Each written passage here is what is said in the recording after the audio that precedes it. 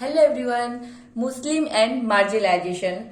According to 2011 census, Muslims are 14.2% of Indian population are considered to be marginalized community in India. इनको marginalised community समझा जाता है India में। बाकी सारे कम्युनिटी के कंपैरिजन में मार्जिनलाइज्ड ग्रुप को सोशली इकोनॉमिकली बेनिफिट कम मिलता है, बाकी लोगों के कंपैरिजन में गरीब है। आप लोगों ने रिकॉग्नाइज किया होगा मुस्लिम ज्यादा पीछे है बाकी और सबके कंपैरिजन में। गवर्नमेंट ने जो सर्वे किया, देखो एक ये है और नेक्स्ट पेज में दो और है, उसमें अच्छा से देखना तब और समझ में आ जाएगा। ठीक, उसमें देखा कि मुस्लिम ग्रुप ज्यादातर फैसिलिटी में पीछे है, इसलिए 2005 में गवर्नमेंट ने कमेटी सेटअप की जिसको चेयर किया था राजेंद्र सचर ने।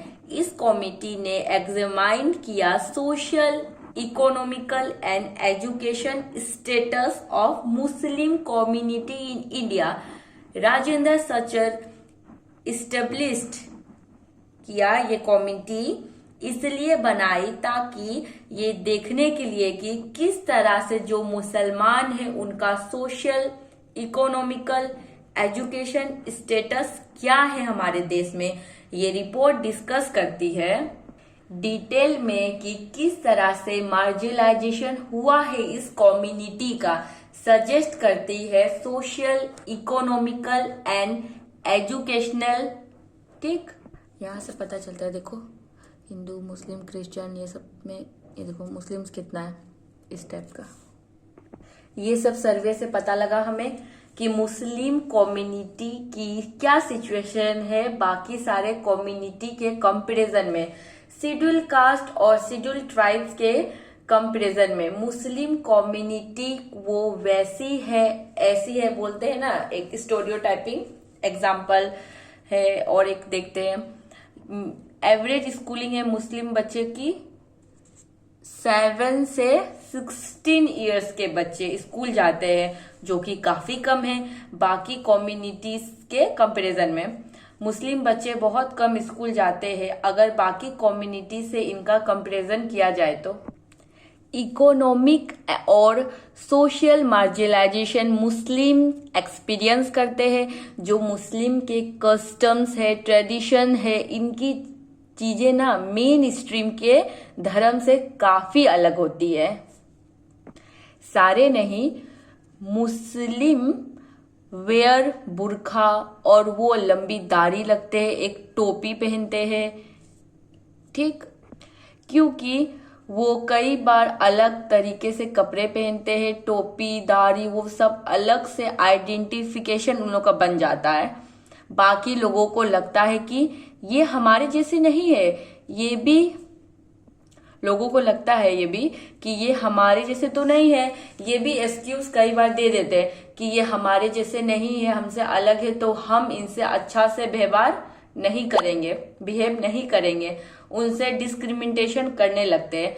7th क्लास में पढ़ा ना, अंसारी को कैसे दिक्कत हुई घर ढूंढने में। सोशल मार्जिनलाइजेशन जो मुस्लिम का होता है, डिस्क्रिमिनेशन होता है, किसके वजह से उन्हें मूव करना पड़ता है। एंड ये देखो ऑफ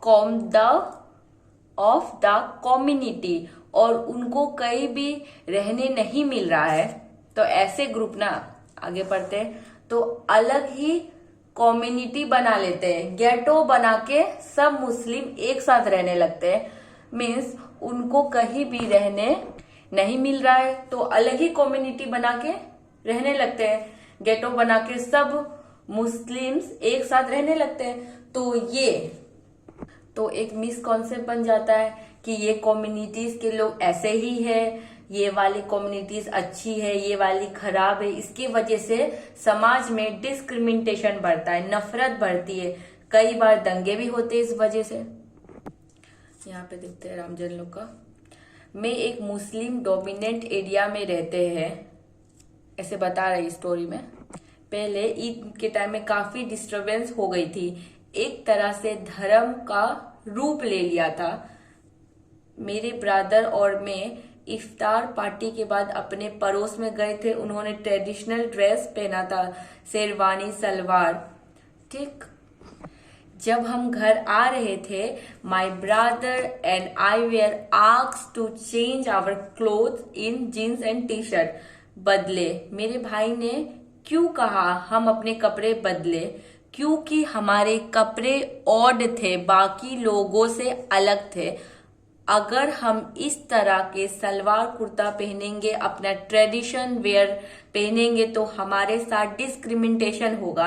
मैंने सोचा तो इस तरह की बात की, अगर ट्रेडिशनल वेयर पहनते हैं तो बाकी सब जो कपड़े पहनते हैं, अगर वैसा ना पहने तो डिस्क्रिमिनेशन हो सकता है क्या हमारे साथ? अगर किसी के पास पैसे है तो वो सोसाइटी में ऊपर उठ जाता है, वो मार्जिनलाइज्ड नहीं रहता है। और अगर किसी के पास पैसे नहीं है, किसी भी कम्युनिटीज, वो मार्जिनलाइज्ड हो जाती है। आदिवासी की सिचुएशन हम लोगों ने देखी, 7th में भी पढ़ा हम लोगों ने कि वोमेन को अनइक्वल स्टेटस दिया जाता है। हमारे देश में अगर हम लोग को safeguards, variety of major strategies नहीं होता हमारे पास, तो सिचुएशन को हम रीड्रेस नहीं कर पाते। All of us have it in protecting the rights defined in the constitution and the laws, and the police framed to realize this right. Without this, ये सब राइट हमारे पास अगर नहीं होते तो हम लोग प्रोटेक्ट नहीं कर पाते डाइवर्सिटी। ये हमारे कंट्री को यूनिक बनाता है, और हम सब धर्म को इक्वल मानते हैं, सब साथ में भी रहते हैं। हमारे कॉन्स्टिट्यूशन ने भी हमें इक्वलिटी का राइट दिया है, तो हमारा भी ड्यूटी बनता है कि हम अच्छे से रहे। कंक्लूजन, वो अलग है फिर भी अपने कल्चर मेंटेन करते हैं। उसके बावजूद भी उनको सारा हक मिलता है डेवलपमेंट का और अदर अपॉर्चुनिटीज हमारे देश के नागरिक को मिलता है। ये चैप्टर में हम लोगों ने पढ़ा मार्जिनलाइजेशन क्या होता है। चैप्टर 8 में हम लोग पढ़ेंगे जो भेदभाव हुआ है उनको लोगों ने कैसे झेला और कैसे उनको ठीक करने के लिए आगे बढ़े। Okay everyone, thank you so much.